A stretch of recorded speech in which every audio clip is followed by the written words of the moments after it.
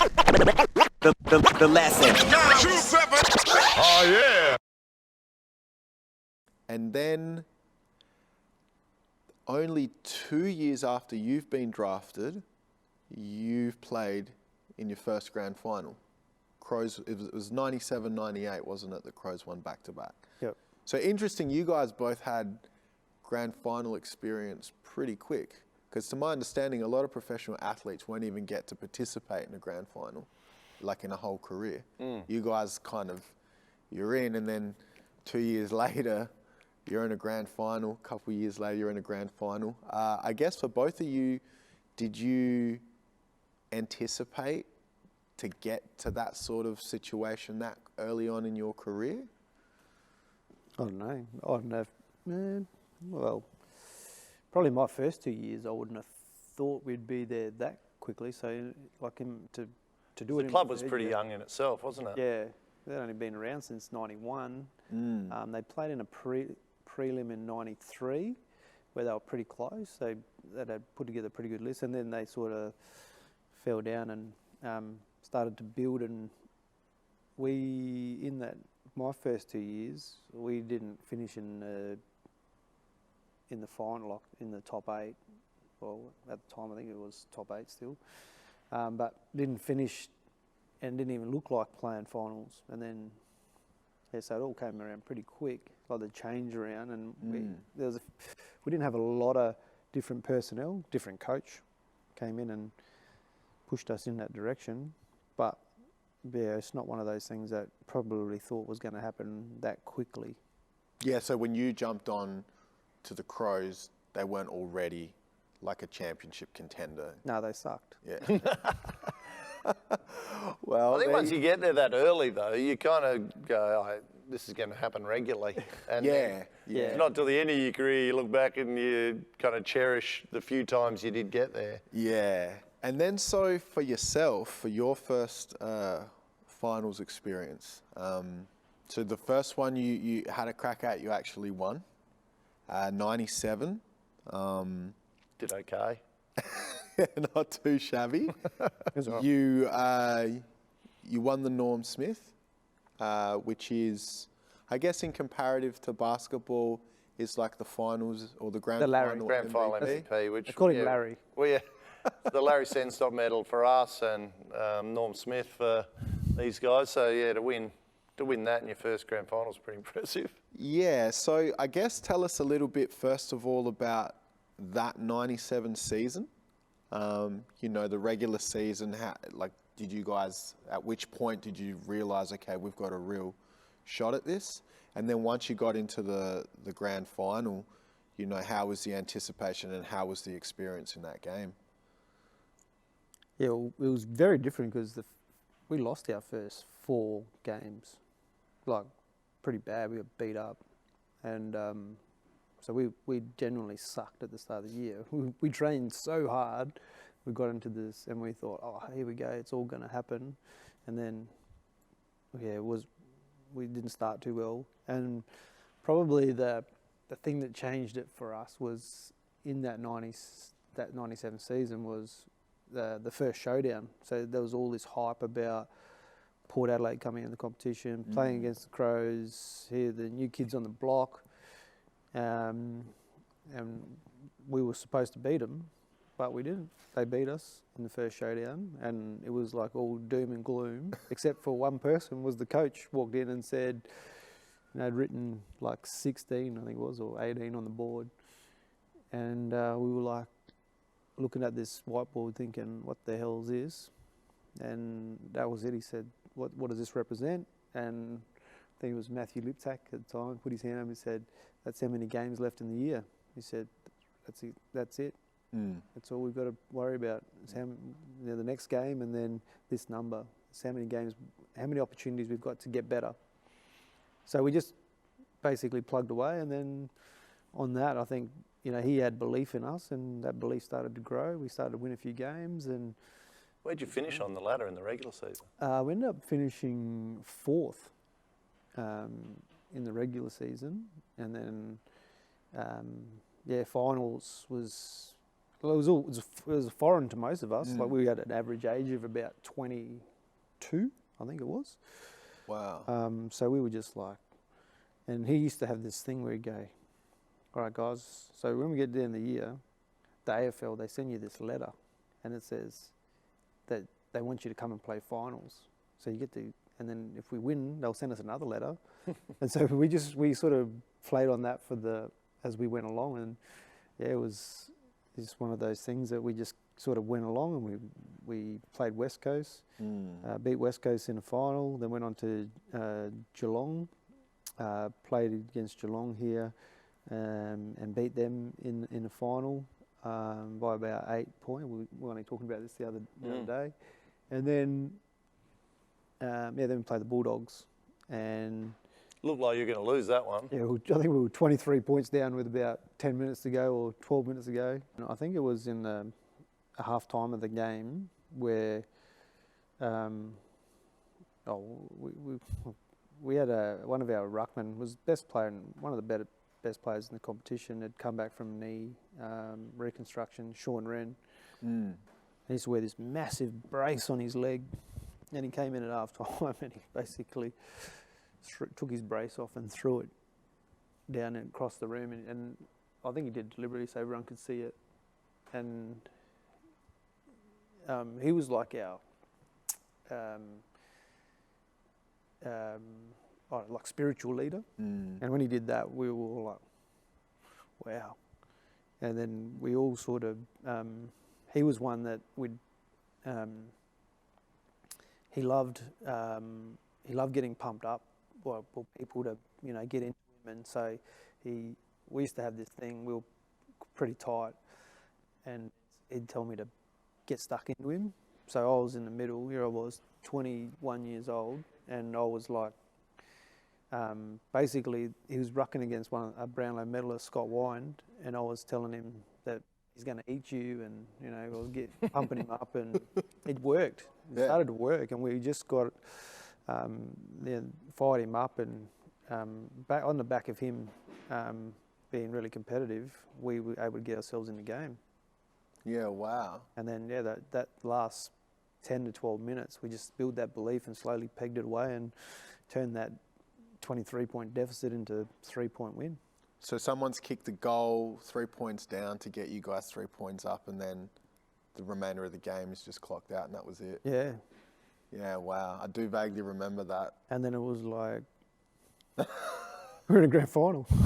And then so you've gone on to the grand final against St Kilda. It started a bit slow, and then you've wound up winning by 20 plus points. And yeah, you win the Norm Smith. Now, walk us through, like when that buzzer's gone and you've won the grand final, walk us through what was going through your head. Were you even thinking about Norm Smith, your performance on the field? Yeah, he was already walking when they said, and the Norm Smith, he was on stage already. No. No, it honestly wasn't something you really thought. Like, you don't play for those. Yeah. Like, you don't play to win the Larry Senstock medal or the Norm Smith. That's always nice and a bonus, and it's great to be able to do that because it means that you stood up in the biggest moment in your club's, history and had an influence. But yeah, I think like when you win a championship, win a grand final, it's hard to describe that first probably 30 seconds to a minute after. It's a bit of a blank, isn't it? It's just everyone hugging each other, and it's just elation. I think from a personal point of view, everyone sets goals, and for a grand final and final series, my goal was always to play better than what I had in the regular series and elevate my game to the next level, which I always tried to do, and in some of those games I was able to do it. We were doing it in front of 10 or 15,000 people. I don't know how you do it in front of 100 and whatever thousand, plus the build-up for you guys is a hell of a lot more than what we get. So you got the breakfast, parade, then you run out in front of 100,000 people. I'll hijack the interview here. And how do you block all of that out and produce your best on that day? Well, I think it's one of those things that, as an athlete, though, you have this ability and to block that out. So the only really time that I noticed the crowd at that point is at the start when we did our warm up, and we went out because our coach Malcolm Blythe, he said, when you go out there, just make sure you soak it up. Like, enjoy this moment, because there'll be a bit of fanfare that goes on, and then you got to go out and they do the national anthem and stuff. So don't switch on too early. You know, like, go out there and just relax. And so enjoy that little moment. There'll be a few roars but then when after the national anthem, then that's the time to get it. So for that moment when we went out, and I just remember running out as that kid from Darwin, and then 99,000, whatever it is, 97, 99,000 people are there, and you run out, and I just remember thinking, there's more people in this stadium than where I come from, basically. This is what I thought. And that sort of went, and then I was like, no, you know, that sort of feeling. But then when it came to the game, I can't remember the crowd. So as an athlete, I think when you're in those moments and when you're that focus is you don't actually like that gets blocked out. You have this very narrow focus of what you're and all I'm worried about is my next contest. So what I'm going to do in that next contest and you know, zeroing in on that, and that crowd until the end of the game, when that siren goes, then it becomes a factor and you're like, oh wow. And then so obviously that buzzer goes, that first 30, 60 seconds is obviously a bit blank. It's just euphoric. Like, it's like, it's so hard to describe. And it's just, and then all the other emotions kick in. There's a bit of relief, like you've climbed the top of that mountain and all that hard work, and then a celebration with your teammates and everybody else. But for that first 30 seconds, it's pure elation, like Brett's saying. It's just like, it's hard. We're up by 20 now, so it's a little bit different. Yeah. Because we could kind of taste it before the buzzer went. Which is fun. You're not stressed right to the end. Like the last couple of minutes, you can kind of lap it up and enjoy it, and probably let the crowd in that little bit earlier and really soak it up. So for our first one, that was a plus. And in basketball, you can see the clock, no worries every time. In football, can you see the clock like second? You just know that those little dudes, when they come out, like you can see it, like and you watch footy enough that you know that when the little redcoats or the security dudes come out, there's only about 3 or 4 minutes to go in the game. So that sort of time that cues you to know. Yeah. Do the runners come out and tell you you got a minute to go or a minute and a half? But sometimes they don't get to everybody too, so it's hard. And in that, or when there's that many people screaming too, it's hard to get that message. But you sort of know that sort of, you know that there's time and it's coming to an end. But yeah, I mean, it still doesn't get you ready for what's coming, though. Yeah. And then so from the moment that the buzzer goes, you know, and you know your emotions will start flooding, to the moment where you're actually collecting the medals, etc., it might be 20, 30 minutes between that and the presentation, for example. Yeah. Was there any point just before they announced you as the Norm Smith medalist where you kind of were like, maybe, you know, you sort of like had 30 minutes, you reflected on your game and you thought, maybe, or it was just zero? Nah, well, there's a guy who works with AFL, Patrick King. He came up and actually told me. I think I was hugging.